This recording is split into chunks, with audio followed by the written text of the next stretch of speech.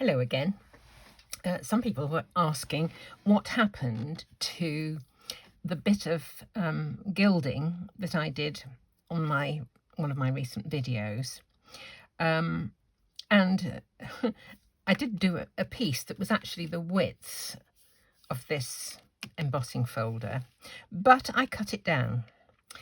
And the reason I cut it down was because in the bit that was kind of this side, there were a few bald patches, a few areas where the adhesive sheet hadn't left adhesive all over the card.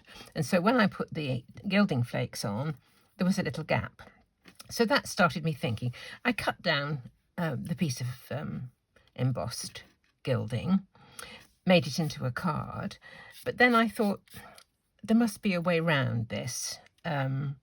So my mind went on. So what I'm going to do now is to give a few hints about what to do if your adhesive sheet doesn't completely cover the whole of the card that you put it on. So let's just put this out of the way for a moment. And here I have got a small piece with a little bit of adhesive sheet on the back, which I'm going to remove. So here we go. And once I've taken it off, I'm going to look and see if there are areas, which there are, where there is no adhesive. So I was putting my thinking cap on and I thought there must be a way to do this to ensure that you get really good coverage. So the last one I did, there was one little spot which I put a bit of zig pen on and it covered it, and the little bit of gilding flakes took. But this time, this is linen cardstock, which is not so flat, obviously, as if I'd used the other side. So there are various bits here. I don't know if you can see. I'm going to kind of hold it up a little bit. There are various bits where there is no adhesive. So what I'm going to do is just get a tape runner and just, oh, it does help if you take the top off, doesn't it?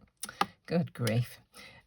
Just run it over those areas where I can see there's a bit of a gap. And there are quite a few on this one. Do you know what I didn't do?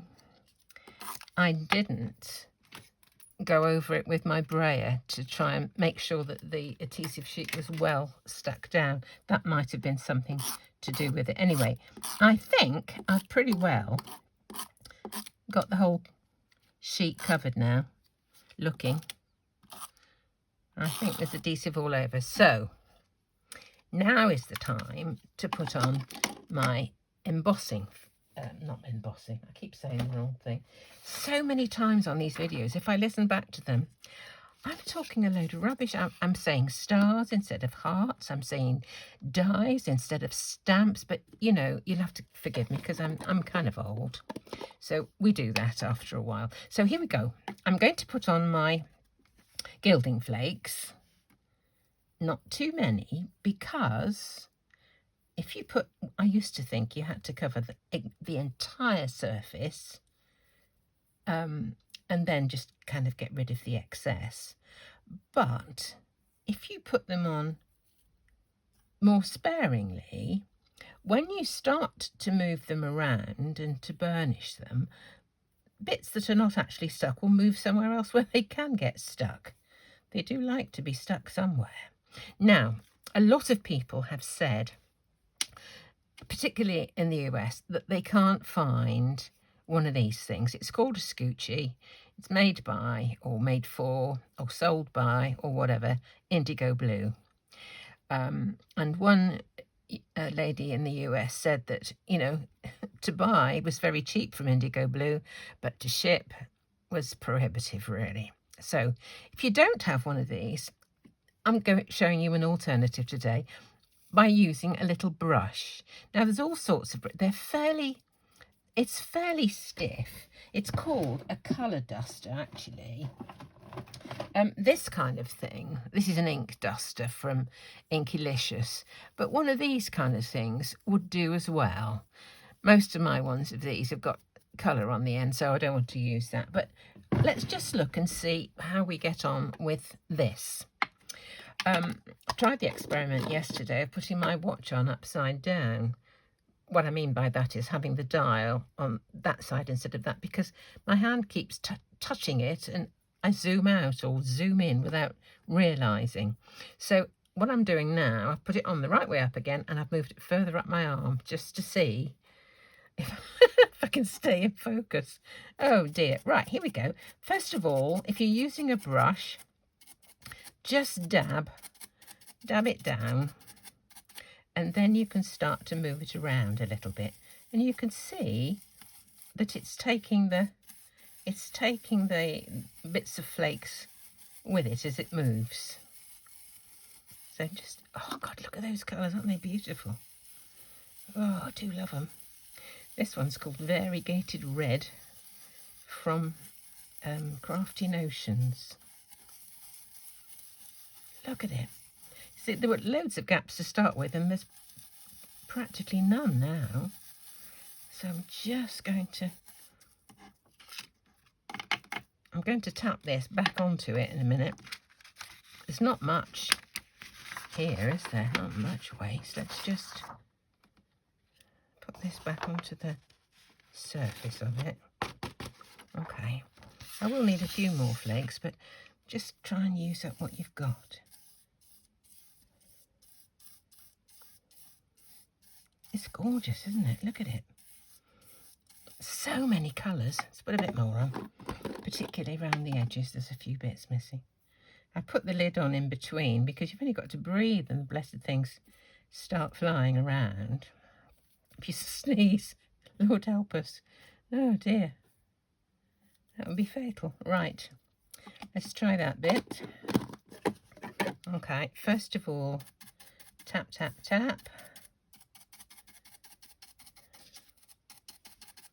I used to use one of these before I got a Scoochie, and I saw the Scoochie being demonstrated at a craft fair years ago, and I've used that ever since because I do actually prefer it. But if you haven't got one and you can't get one, then, you know, there are ways around these things. Right. There we go. Looks gorgeous, doesn't it?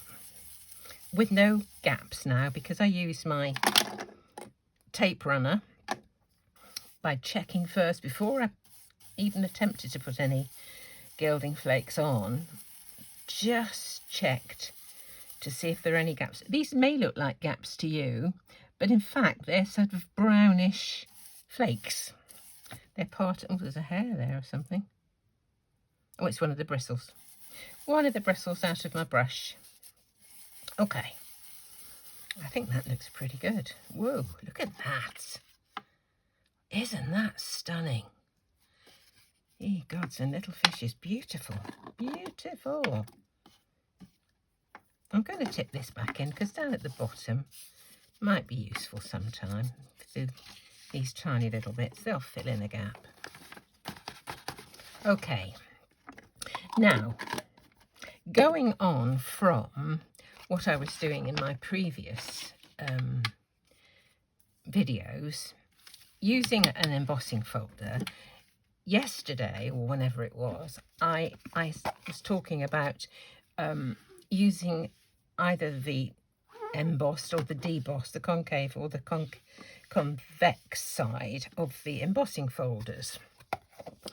And with this one, I thought if I use the debossed side as the right side, that will mean that the gaps between the trees will be raised and the trees will be debossed. And I thought if I do that and emboss it this way up, I'm just going to use the top part of the trees, or I could even do that, couldn't I? Do some tall trees. Oh, the world's my lobster. I could do all sorts, couldn't I? Which am I going to do? Perhaps I'll do a long one because I haven't done that before. Anyway, I'm rambling. So what I'm going to do is emboss it, or deboss it, shall I say. So I'm going to put it this way. Didn't think I was going to do this. Right, let me do this. To deboss this, I need that, the base, that embossing folder, and one cutting plate in my platinum. Right, there we go. Now, the idea that I had was, once I've got it debossed like this, if I use some StazOn, which is an ink which will sort of stick to shiny surfaces and all sorts, I should be able to highlight those bits between the trees. So, in true Blue Peter fashion, here's one I made earlier. A panel, debossed and inked. So I'll just do the inking now and see how we go. I've had this a long time, so I don't quite know. Let me just give it a good old rub with my fingers first. I don't want any bits left on it. I would have done this with Mascucci if I was so using Mascucci, but because I used the brush, I'll do this. Okay, right. Now let's ink.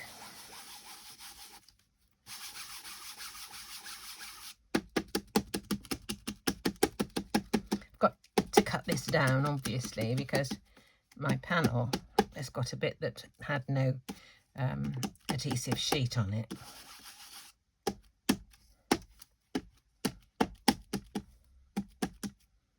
I think my ink pad is actually getting a trifle old and dry. I may have a re-inker for this one, I'm not absolutely sure.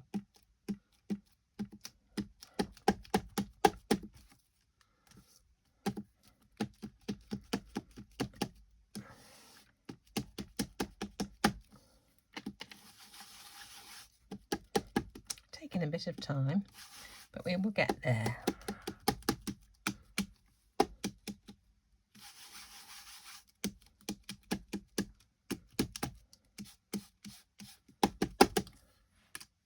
Looks quite nice. I wasn't thinking of doing it this way, actually. I was thinking of having a long one, but this is a bit of a change, really. It's quite nice. Getting in a pickle. Now, let me just have a clean up a moment. Fingers first. Mat. Love my glass mat. Couldn't work without it because I make such a mess. Right, now I'm just going to give this a quick dry with my heat gun because I want to trim it down. And if I do that, then the ink will transfer onto the plate that holds the paper in place on my trimmer. So I'm just going to give it a quick dry.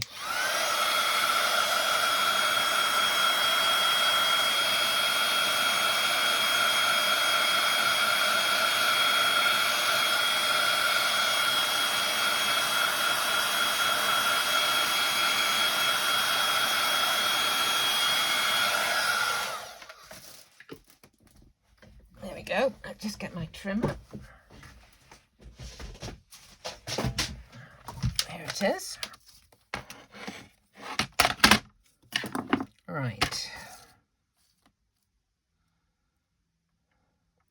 Cut off the part that has no gilding. Cut off the bottom. Now I need to keep going round in the same direction to make sure each time with the piece I've cut against the bit at the bottom to make sure that it is absolutely square. Yeah, it's got to be there every time. And one last one. You can trim it to whatever length you like, really. And before I do anything again, I'll just give that a quick wipe just to make sure nothing transferred. Now, whenever I cut, didn't get that bend bit. Whenever I cut anything with scissors or a trimmer, I always like to finish the edges. Whenever they're cut with scissors or a trimmer, the edges always look to me raw, unfinished. So I use an embossing tool. Do you know, I've come out again, haven't I? Look at it. Why does it do it? Good grief. Right, here we go. Just go over the edge with an embossing tool just to flatten it. This one doesn't like the fact that it's still a bit damp, but that's what I do. I would normally wait until it was absolutely dry. Now that looks a bit, you know, uninteresting, but by the time it's on a card, I would very often put a mount just a little bit larger just to frame it, as here. And this is just a sentiment from Simon Says Stamp, which is triple stacked and just popped on. So there we go, another idea to keep you going with gilding flakes. Thanks so much for watching.